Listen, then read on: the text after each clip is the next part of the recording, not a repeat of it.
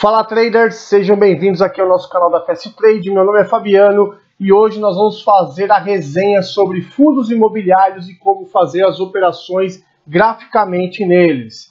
Logicamente que vocês vão perceber que existem alguns fundos imobiliários que são viáveis e outros fundos imobiliários que não são viáveis. Logo que precisam fazer um estudo prévio e saber qual o foco dos seus operacionais e seu foco financeiro, de estratégico, ok? Hoje nós vamos falar sobre, além das operações dentro do gráfico, sobre o IFIX, sobre o número de investidores que estão aí operando os fundos imobiliários, quais os tipos de fundo imobiliário e o que é o fundo imobiliário em si. Mas antes, galera, não se esqueça, inscreva-se no nosso canal, ative o sininho, dê o like e compartilhe esse conteúdo operacional para aquelas pessoas que estão iniciando na Bolsa de Valores. Beleza? Bora pro game, bora pra tela. Fala, turma! Vamos falar sobre os fundos imobiliários aqui. Antes de falar sobre os operacionais, né, que nós desenvolvemos para esse tipo de ativo, são operacionais bem simples, né, mas são bem fáceis aí de atingir os objetivos traçados, né, principalmente aqueles objetivos de longo prazo. Espero que vocês curtam bastante aí esse vídeo. Mas vamos entender o que é um fundo imobiliário. O fundo imobiliário, pessoal, nada mais é do que um patrimônio dividido em cotas. E com isso vocês, investidores, eu também como investidor, eu vou adquirir ou aquela laje corporativa, né, ou aquele fundo de papel lastreado em LCI ou se não CRI, ou se não aquele papel híbrido, né, que tem uma composição mista. Quais os tipos de fundos imobiliários que existem aí no mercado, né? Nós temos fundos de tijolo, aqueles fundos imobiliários que têm foco em diversos tipos de empreendimentos, é por isso que é fundo de tijolo. Alguns exemplos como lajes corporativas, hospitais, shoppings, ativos logísticos.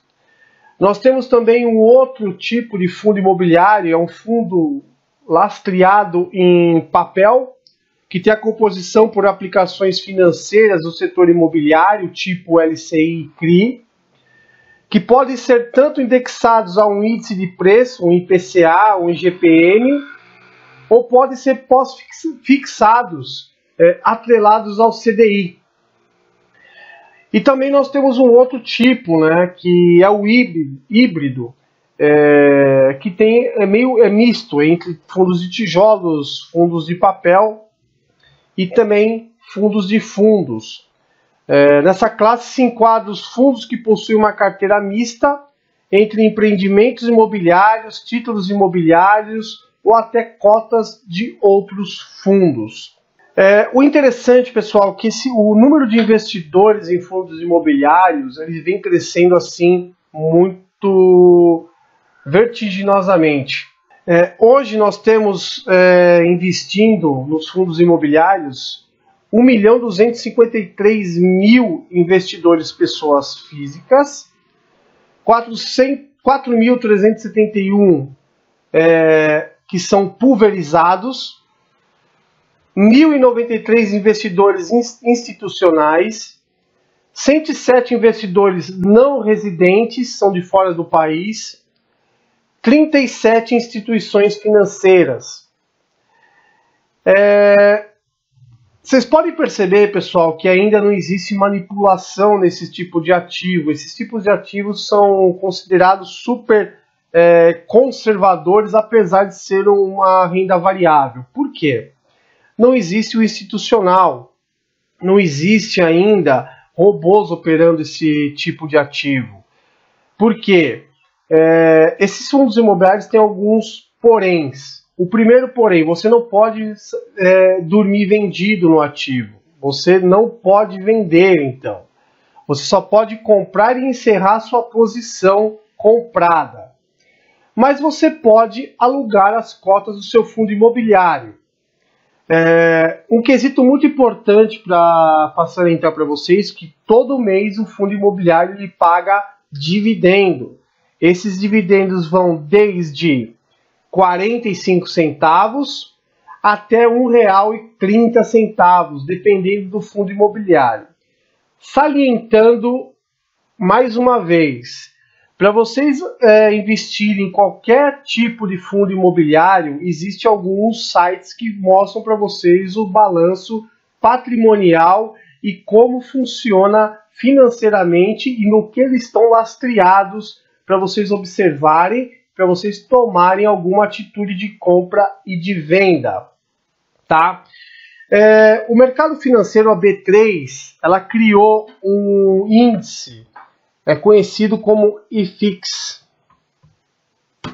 Esse IFIX, né, ele mostra para o investidor exatamente a movimentação dos fundos imobiliários. Logicamente que as oportunidades, nós observamos que o IFIX a gente só observa, é um índice, nós observamos algumas particularidades aí com análise gráfica. Isso aqui vocês podem replicar exatamente também para qualquer ativo que vocês forem operar. O IFIX foi criado para indicar o desempenho médio das cotações dos fundos imobiliários e ele é composto por cotas de fundos negociados nos mercados de bolsa e balcão organizado pela B3. Esse aqui é o nosso índice IFIX. Vocês podem ver que o mercado ele veio buscar uma região de suporte, está trabalhando nele, o mercado vira e começa a trabalhar o suporte mais próximo é 2.824,33. Vamos para o gráfico, né, pessoal, que fica muito mais fácil aí. Vamos pegar um papel que eu gosto bastante, VIX11, lembrando que não é recomendação nem de compra, porque aqui não tem venda, logicamente tem finalização de posição, zeragem de posição, ou se não, aluguel de cota. Como é que eu faço as operações no meu dia a dia nos fundos imobiliários? Eu estou passando para vocês uma série de vídeos, né, de média de 9, média de 21, média de 200, e aqui vai começar a calhar um pouquinho aí, começa a fechar o ciclo, né?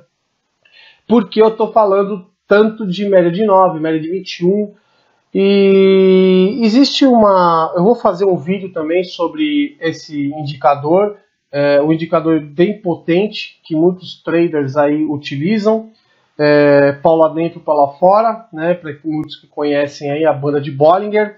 Mas vamos lá, eu venho aqui com o lado direito do mouse, clico dentro do gráfico, eu vou vir aqui em bandas, vou adicionar minha banda de Bollinger, eu vou colocar 21 períodos, simples mesmo, e eu vou colocar aqui o meu indicador. Uma vez plotado no meu gráfico, como é que funciona as operações, pessoal? Ela é muito simples.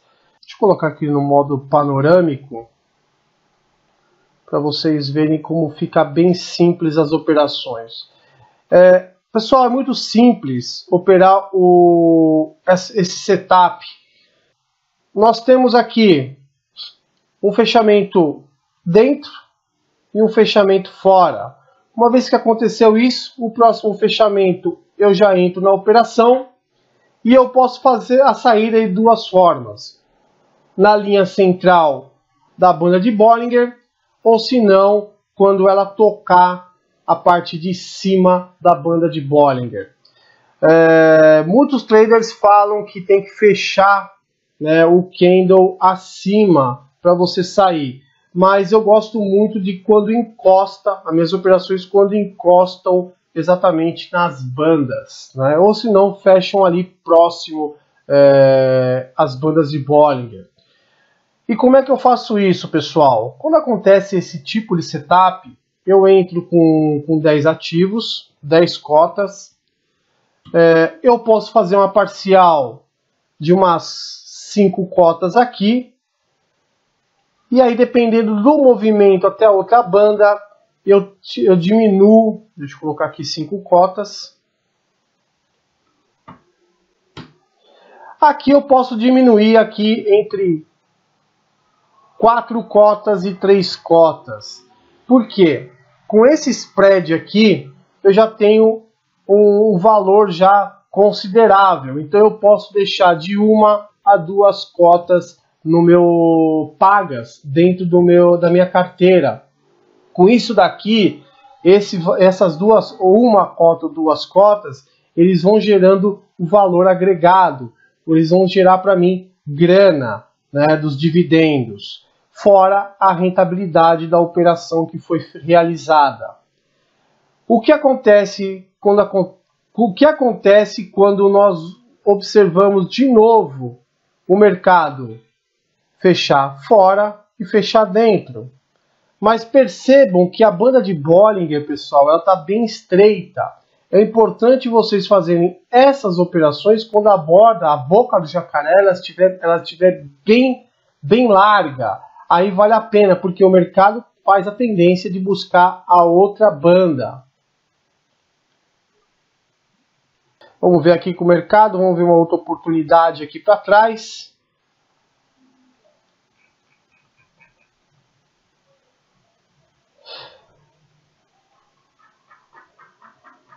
Tem que fazer sentido também as operações. Aqui novamente, pessoal, mercado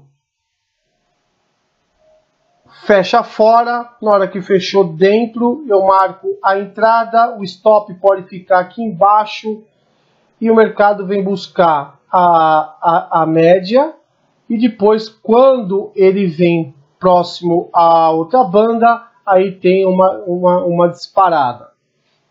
Aí depende muito do trader também, né, pessoal? O feeling operacional de cada um.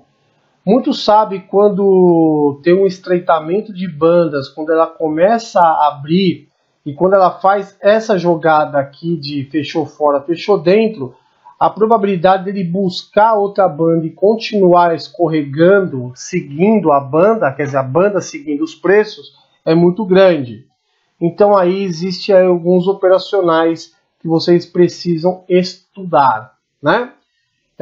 Isso aqui é um apanhado geral sobre esse operacional dos fundos imobiliários. A mesma coisa, eu entro ou com 5 ou com 10 cotas, eu largo a mão aqui em 50% ou 50% e aqui mais 30%, deixando aí de uma cota a 2 cotas na minha carteira.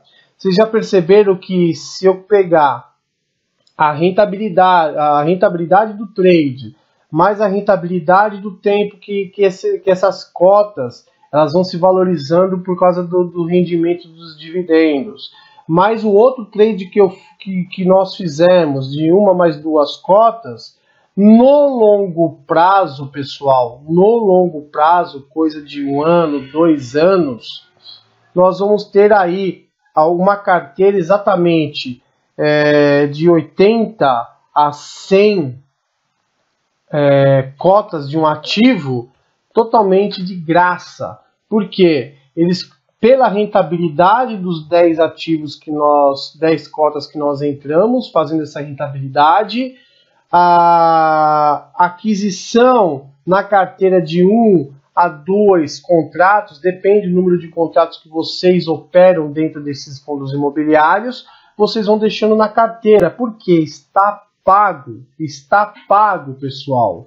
E isso aí, no longuíssimo prazo, traz para vocês o quê? Uma renda passiva.